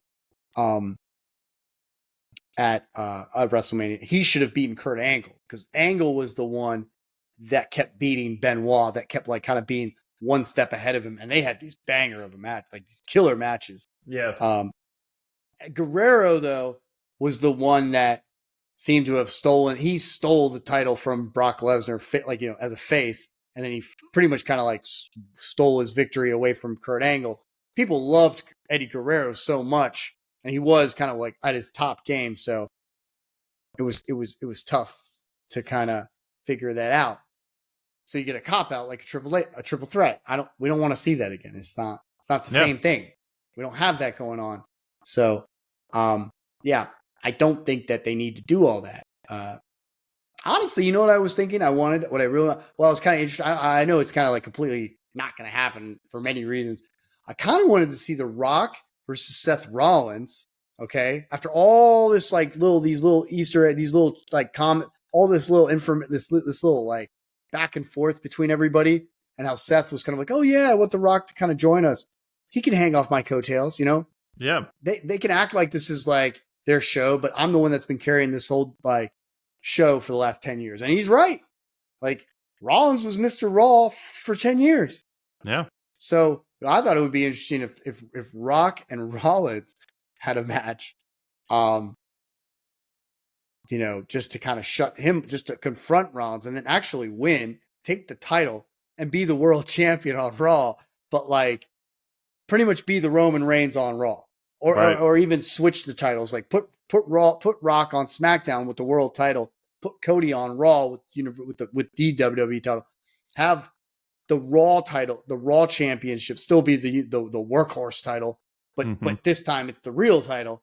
Have Rock be the world champion and basically be Roman Reigns until Roman Reigns comes back and faces The Rock, takes that title back. Now he's the world champion. That was just some ideas, but I don't see that happening. Talking about that triple threat though, like how you're saying, it wouldn't make a lot of sense. I think the only time it could have been, I think I would have been satisfied with the triple threat at WrestleMania would have been Cody, Roman Reigns, and CM Punk if he could have somehow gotten there, limped his way to it. Absolutely. Yeah, I think CM Punk. Mm-hmm. Yeah, that would have been exciting to me. Not as exciting as if The Rock gets in there. I'm on Team Rock. You Cody crybabies. If I do make it to WrestleMania, I want to see The Rock. That's the main driver behind my Cody, crybaby campaign here. You want to see The Rock, yeah? That is the point of. I don't know if I've ever seen The Rock live. Have you? Yeah. I've seen The Rock live. Was I there? I've seen him live. I saw him live the first time I ever went to Raw. It was what's it called? Yeah, it was back in 1999. Well, that's how I can tell you. Like, I didn't go to Attitude Era Rock. I wasn't there, so like, this is the closest thing. Yeah, I got you. And honestly, I think that it would be sweet to go to see The Rock now more so than then. Honestly, because I feel like, or at least like during the years of like when he was like WrestleMania, when he was feuding with John Cena, like he was at another level than he was in the Attitude Era. People, I will tell you, we were there, and I was in these shows, and I saw what was going on in high school. People will tell you like, "Oh, it was the greatest of times." Like you had to be there. You had to be there. Honestly, it was so disgusting. Like it was so trashy. Yes. You had to watch a train wreck every week. Like it was a Jerry Springer show every damn week. Oh yeah. And when you went to the show, one of the things that we all noticed, like me, my brother, like, my sister-in-law, like Dylan, like all of us, and we all noticed, okay, was that the signs just covered the whole crowd. Like, and everybody would have their signs, and they'd they'd just be like little fucking like, whack-a-moles, okay? And as soon as the cameras came back on, oh yeah, let's get the signs back up. It was very like, I'm trying to think of the right word, but it's like, I'm trying to get my like 1 second of fame with this sign. It was all it'd be a really big deal if I was seen on TV with my sign. Very much, very, very. Like you could go brag about it. You could show it to your friends. Exactly. You have it recorded so that you could always look at it. What do we call that? It's just like, I don't want to say contrived, but it was like it's just like a it was a counterculture if there ever was one. Like it's beyond counterculture, it's subculture. Like it's just because all it is like, and honestly, Jonathan, like, we talk about, the times when wrestling wasn't appreciated, like it wasn't, looked at with, like wasn't as popular, right? Yeah. Look at the golden years. Honestly, the golden age, and even but the 70s were pretty rowdy, but the golden age was still actually very respectful, believe it or not. With all the craziness that was going on, like the crowds were pretty respectful. You had British like commentators, Lord Alfred Hayes, and like, you had a certain amount of class to it. Attitude Era was the exact opposite. Oh yeah. And it was trash. Like it was just very gritty. I mean, it was gritty, but it was also like, it was like wanting to be ECW, and then they took it to a whole nother, like just on a mainstream level, and they made it into like worse than AEW. It's like a monster. It's like a Frankenstein. Anyways, we get Bailey come out. She says she had a loss for words. She's conflicted at what has happened. About my heart. But she was like, I thought you guys would be booing me, but about my heart for this. My heart is in this. Damage control meant everything to me. And then you get the "you deserve it" chance. And I feel like we're time traveled back to like young Bailey days. I know you can't stand that, and I'm like, I'm seeing why, because like, that's the last thing we need from Bailey right now. That's the last thing we need from any wrestler right now, is for wrestlers to go to the fans like, thank you for your support. You make me feel so good. Like, shut up. Yeah, tell me, just remind me how much you don't care what we think. Yeah, I don't need to think you're some weak person up there. Yeah, stop being vulnerable. Awesome. Yeah. Be a man. We don't need you to be vulnerable. Okay, that's the one thing I loved about the Attitude is, well, Stone Cold Steve Austin, of course, was just the man. And of course, The Rock and Triple H would take all the hits from those two guys and still somehow make himself look like he's like golden child. Anyways, talked about every time they came to the room. She came into the room. The Kabuki Warriors and Io Sky they'd stop talking. So there was like tension between them. And then in comes Dakota Kai talking about, I had a doctor's appointment. Bailey saying, you knew what was going on. Kai saying, I believed in you, and Damage Control. Io did too, but I couldn't do anything about it. She praises Bailey as a role model and all the accolades, all of their accolades. She thought it would blow over, but it didn't. Bayley asked her, well, where do you stand? Then Io comes out with Asuka and sorry, I'm drawing a blank for the other Kabuki warrior. But Dakota rolls out like she's like leaving Bayley, comes back with a chair, starts hitting the ropes. Almost made it look like she was going to hit Bayley. Made it a point that she's on Bayley's side. This is not over. I think that what's going to happen is eventually Dakota Kai is going to strike Bayley. Yeah. I don't think she's on Bayley's side. She's going to push. Bayley's going to keep pushing and pushing and pushing. And finally, Dakota is going to break. Well, actually, I think that she's trusting Dakota right now. I think Dakota's going to turn on her. Or maybe Dakota's still trying to decide where her allegiance is. There you go. Yeah. She's like truly conflicted. Yeah. RKO in the back, right? Oh, yeah. Talking about patience, always knowing when to strike and when to wait. He plans on having everything going his way and making his way to WrestleMania. And one thing is clear that constant that the three most destructive letters are RKO, basically. Oh, yeah. I mean, RKO hit. Sami Zayn was done.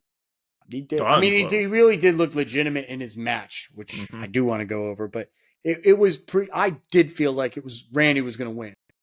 Randy's still looking like, $1 million, and he still can go. He's obviously at a slower pace, but he's at a point now in his career where he's kind of like at almost a legend. He's like a legendary status, right? He's like borderline Hall of Fame. So like when he hits his RKO, it's over, and that's it. Oh yeah, he's definitely going to the Hall of Fame immediately. Oh my God! What is he like? What is he like in 10-time, 11-time champ or something? I believe it's 14. He's up to 14. I believe it's 14 right now. 13 to 14. He's up there almost with John Cena. And he's the last one. Like he really is the last one. Like you think of like Brock Lesnar, Batista, John Cena, and Orton. These four guys. Yeah. Cena's like down to like even if he wanted to come, he could not work like Orton is working. Yeah. So you think Cena's done with the title? I mean, he's going to have to come in soon because even he's getting older. He's getting to a point where like, at least The Rock was of a certain age. I mean, think about it. He's like, what? He's 50 now. Yeah. So he was like 39, 40 when he won that, when he won that last title. Cena's like, he's in his 40s. He's like 45. Yeah. Like, Cena's getting old, and you can see it too. The Rock is definitely looking great, but you can tell he's getting old too. For sure. With Cena, if he's going to win a title and break Ric Flair's record and everything, he better do it soon. Very soon. It better happen at like SummerSlam or something. It better be like the Seth Rollins title or something. Yeah, and I don't even think it's going to happen. Or when Damian Priest cashes in, maybe John Cena goes up against them, takes down, Priest and gets the easy title breaker. Honestly, I don't even think I think it might be futile because I believe it was AEW that just kind of acknowledged Ric Flair as having more than just 15 titles, having like 20 titles, some crazy shit like that. Like apparently, like when he went around saying I'm like the 15-time or 16 or whatever amount it was, 16-time champion. Apparently, there are other titles that WWE did not acknowledge. Yeah, for lesser were promotions. Technically considered championships. So now AEW is acknowledging those titles. So it's like still, but they've been acknowledging the 16-time for so long. They're probably not going to change course because of AEW. They're not. But I think my what I'm trying. I guess my point is that does it matter if John Cena wins? Or not to me. Yeah. I mean, I think whether his legacy is set like right now, whether or not he breaks it or not. And really, I think if it mattered, if he was going to break it, it should have been a few years ago. It should have been a few years ago. Like when it would have been like, it would have been like, wow, he's actually going to do this and not, all right, it's been like 3 or 4 years and now they're just throwing him the match to get him the record. Whatever. Honestly, I think Orton has a better chance. And I've been saying this for years.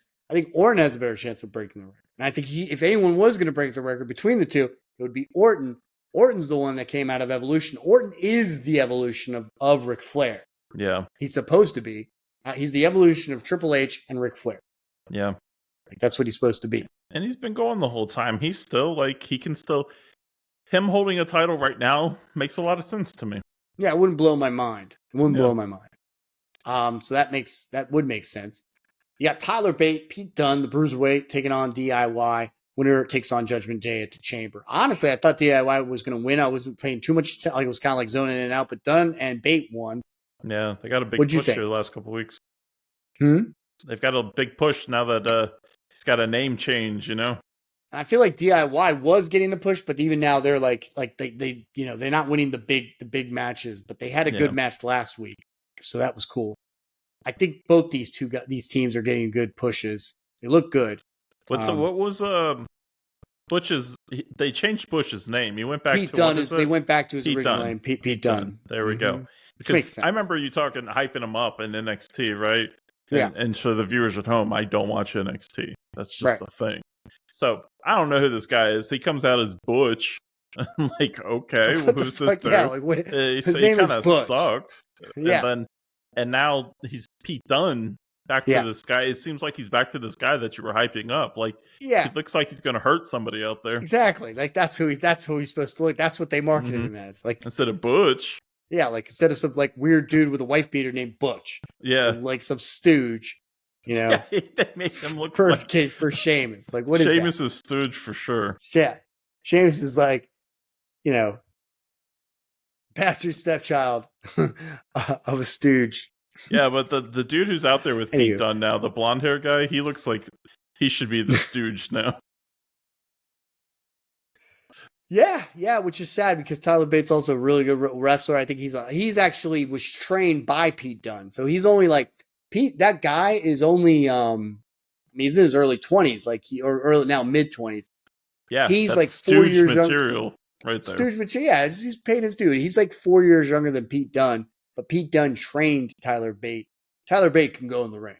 Like, he's a very strong. He's almost like, obviously not as big as Cesaro, but he's like strong, like Cesaro, pound for pound. He needs to give me a reason to believe that he's not a stooge.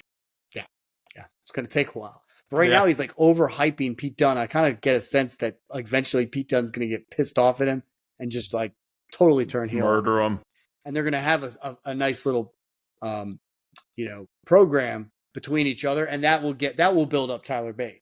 That's how they did it in NXT. Tyler Bate was basically brought in with Pete Dunne as kind of like a feud. And that's how that started. That's the way they need to do it. So, yeah. That'd be good. Dominic with a little backstage. He's talking about getting, winning the Elimination Chamber. And he's going to have matching titles. Mommy and I will have matching titles. Mommy and Poppy should be together with titles. He's like, I'm going to slap the taste out the mouth of whoever like challenges me. And the KO comes out. He's like, what? Like, I'm the guy that's facing you next week. Mm-hmm. Like, I'm going to beat your ass. Like, why are you even... I like KO's like cynical tone and, just satirical, almost funny, because he knows. Come on. Kind of breaks the fourth wall a little bit. He always, Like, I'm going to win this match. Like, come on. It's not, on the surface, it just seems like it's arrogance and cockiness, but you're like, he's just going to win that match. Most likely going to win that match. It'd be funny if he doesn't, but then our truth comes out, mistakes KO for the Miz. Yeah. He's my favorite wrestler. Yeah, he really is funny. It used to be Randy Orton back in the day, but now it's R-Truth now. R-Truth has always been like pretty damn entertaining. Bring back Ron, the Truth Killings. I did not like him I did not like the 24/7 time, 24/7 title, and they just kept him there. No. A little too much antics there. Too much antics and not enough him talking to the main roster. Not much little Jimmy's. Exactly. His best work, as good as he is in the ring, his best work is on the mic. Yeah. So he's good. He's a good wrestler. They just never gave him wins, Yeah, but he's the best on the mic. You could put him in a ring with like a segment with everybody, and he's going to make break it character work. Laughing. Doesn't matter who. Like, he's awesome. He could have been the Sami Zayn joining the bloodline. It would have somehow worked. I don't know. It would have been great. Yeah. It really would. Then you got, speaking of Miz, Logan Paul comes out. He's told by Aldis that he's facing the Miz next week. He looks all worried for again, not sure about that. It was kind of random. I wasn't too thrilled with that. Yeah, didn't look right. And this is why I did look forward to. This is the first time we've ever truly reviewed a WWE show, and as you can see, yeah, we're gonna call the shit when we see it. Not really sure. If anything, Logan Paul should have been like, "Oh no, the Miz," like who gives a shit? Like, exactly. You think I can't beat that jabroni's ass? I should have beaten his ass like 2 years ago when he tried to befriend me. Yeah. I guess I'm going to finish the job now. Yeah. I don't Logan know. Paul's on another level right now. Logan Paul's on beast mode right now. Nobody can touch this guy. Yeah, for sure. And then you get the main event. You got Sami Zayn, Randy Orton. And Orton was in control for most of the match, starting it up until the back body drop into the commentator's table. I swear, the commentator's table was such a prop, such a gimmick in this match. That commentator's table got like more hits, than anything else. They're really making them strong these days. Yeah. Because you gotta really put some force on it. You can't just fall down on it now and it'll break. No. Okay. But Orton gets dropped by Zayn. Okay. Gets some control. But then a suplex by Randy Orton. Superplex evens things out. We get almost a signature DDT from Orton. But then Orton gets thrown over the top. You get a suicida from Zayn. Orton drives Zayn into the table with a back body drop. Kind of return the favor. Zayn in a position gets hit with the Orton DDT. Zayn counters. Orton sets up for the RKO, but Zayn counters with a blue thunder bomb. Orton hits the RKO after a leapfrog from Zayn, and it's over. Nothing fancy here. Nice little match. 5-7 minute match. It wasn't like anything out of the ordinary, right? Except for that commentator's table. But you knew, I felt like you probably did too, that Orton was his star power is needed for this chamber, and Zayn will go after Gunther, and that's that. So, good way to cap off things. I still am, interested in what's going to happen. This was like a decent Smackdown, definitely a good follow up to the last night. I'm still excited about next week, so that should be good. Oh yeah, I want to see what Roman Reigns is going to have to say in The Rock. Yep. Now, I want to talk a little bit about Dynamite because, while we're here, let's get into it. Like, was expecting Swerve and Adam Page to have a draw and to have this triple threat match with Samoa Joe. Yeah, for sure. Yeah, and Joe's still gonna. I think Joe's gonna walk out. Still, he's gonna like keep the title. Yeah, for sure. I think definitely he's gonna. I think the next person that would even take it off him might be Adam Cole when he's recovered. That might be the case. I'm wondering what will happen. Where is Swerve going? He's going after an international title, continental title. Like, where is he going? Because he needs, like, at some point he needs to win the title. Yeah, for sure. The title. But, yeah, he would be good. Like, his story would even be enhanced by a title. Like the opposite of what happened with Adam Page last time. Get the title, lose your momentum, slow down. Right. But Swerve definitely. He gets a title. Like, could even be TNT title. But he's above that probably, so maybe that. I think so at this point, yeah. I think so. Maybe the other one is big enough for him right now. And you can kind of like keep him, kind of off the show of the world title holder right now with Samoa Joe. And keep building him up until it's time if you can make him the guy. Maybe the Continental title, take out Kingston, but yes. As long as he's still got he could definitely take out Kingston. Definitely. He could definitely be that. But again, what will we do with that title? I'm so sick of these international title, continental title, but like nobody's facing anybody outside of AEW and outside of the States. Like, how the hell is any of this really prudent to what we are trying to do? Young Bucks. You think they're going to beat Sting and Darby? Take the titles. Yes. You don't think that match. It's the last match. This is the other option, is that Sting and Darby win, drop the titles on top, tournament. No? I don't know. I don't know. It just feels like you're supposed to put the young guys over. You are supposed to put the young guys over. This is the last match. So But yes, it would make sense to put the belts on Young Bucks, and they're at this point. What would it do? EVP I mean, status. the storyline here is you're going to get. They win the titles. They beat the Young Bucks. Okay, there's not going to be a rematch thing because that's Sting's last match. So what's going to happen? Right. Darby Allin's going to find a new partner or something like that, or they drop the titles and he goes his separate ways.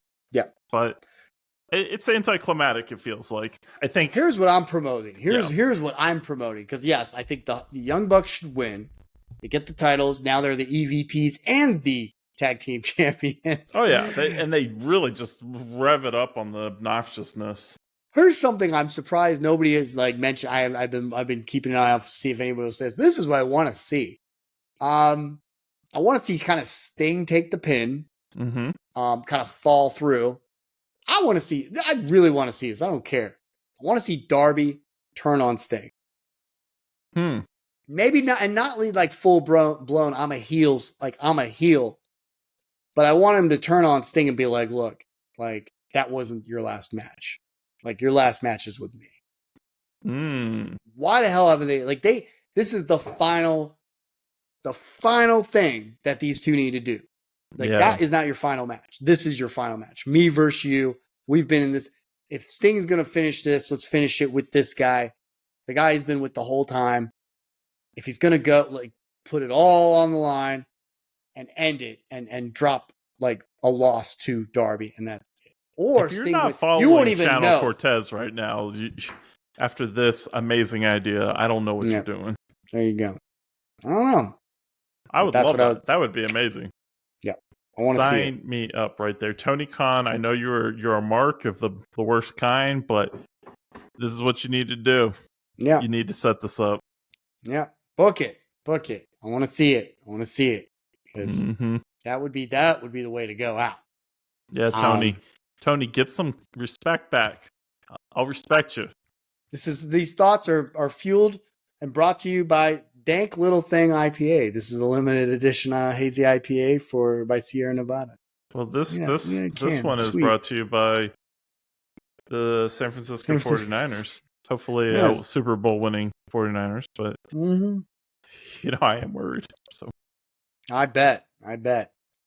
So honestly, and then you got I don't know what else can you add, and that's fine if you don't. But if there's anything else that really is pushing, obviously you got Roderick Strong, and he's going to get a program in with Orange Cassidy. We'll see what happens there, but it's not much else I'm really, really gung ho about with AEW. Yeah, it's kind of in a lull right now, especially probably because of WrestleMania season. I could see. Yeah. Where, I think they're trying to get by. They're trying to promote Revolution coming up. I mean, it's going to be Sting's last match. So, yeah, that's the big deal here. But it just they're being shadowed. Yeah. And there's nothing wrong with that. Like, I thought Dynamite was a good show. Yeah. I mean, their time is August, right? Isn't that All Out or All In or whatever? Yeah. It's August and then September. That is their WrestleMania season. So, lie low a little bit right now. And then start your build up. This is not your season. This is WWE time. Yeah, it really is, especially because CM Punk is gone. So maybe if you still had that, you could do something big. But regroup, start building it up again. You got Swerve coming. He might be a big thing here soon. So I'm telling you, Swerve is the one guy I watch. I'm telling you, he's been my favorite for this whole time. And now it's more than ever. Now he's in a program with the champion. So it's you got Prince Nana. The best moment. Okay, tell me about it. Was when he was dancing to revive Swerve to get back in the ring. That was hilarious. What the hell is that? It's crazy. I don't know, but he's the best. He's the best. He's the best. Just so great. It's such a great package. With Nana and Swerve, there's nothing like it. There's nothing that's nothing as good. I like Adam Page being more of a heel now. I like it. He's better as a heel than the guy with self-confidence issues. Yeah, and Joe, I don't care who you put him in the ring with. It's more than likely Joe's going to win, and that's the way it's always been. I take Joe for granted. I like him a lot. Always have. I mean, this is how he was in TNA. Like, he was the guy who could beat like anybody. It didn't matter who the hell you put him with. Like Scott Steiner, Kurt Angle, Sting, AJ Styles, CM Punk. It just didn't matter. Like, he was the guy that could win. Like, you could see legitimately. Never gets like the top tier like status though. Kind of not, no. But he was in TNA. He was kind of like the top guy. Look, here's the thing. This is as big as he was since, remember that show, Great Balls of Fire, in WWE? He had a match with Brock Lesnar, and I believe it was Lesnar and Strowman, if I'm honest. I know he had a one-on-one, I think, with Lesnar, and he lost. If there was ever a time for Lesnar to lose, it should have been to him. Because he's like the one legitimate guy, forget about, it was way before Roman, way before Rollins, like, Joe was the guy. Like, he was the one guy that probably you could have had him win, and then like, okay, I get it. Like, I get it, because this guy's a beast. But, yeah. After that, he could never recover. He had like a segment with Styles. He had a segment with like Strowman or something, and then they did nothing with it. Yep. Big loss. Big loss. Yeah. And then that's that's what I got so far, Jonathan. Anything else that we got to add on? I feel complete. I feel complete too. Yeah. We're gonna be keeping our eyes open on things. Okay. Check us out on Twitter, Instagram, at Bad Guy Wrestling, at Channel Cortez 33. Until next time, please like and subscribe, and we'll see you all next time. You have a good night. All right, later, everyone.